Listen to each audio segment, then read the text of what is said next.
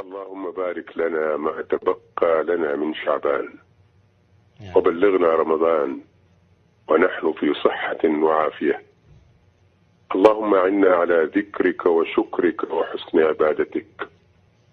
اللهم إنا نسألك موجبات رحمتك وعزائم مغفرتك والسلامة من كل إثم والغنيمة من كل بر والفوز بالجنة والنجاة من النار. اللهم بارك لنا ما تبقى لنا من شعبان وبلغنا رمضان ونحن في صحة وعافية. اللهم أعنا على ذكرك وشكرك وحسن عبادتك.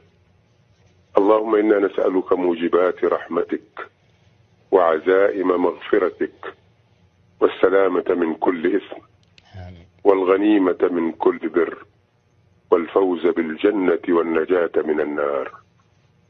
اللهم بارك لنا ما تبقى لنا من شعبان وبلغنا رمضان ونحن في صحة وعافية.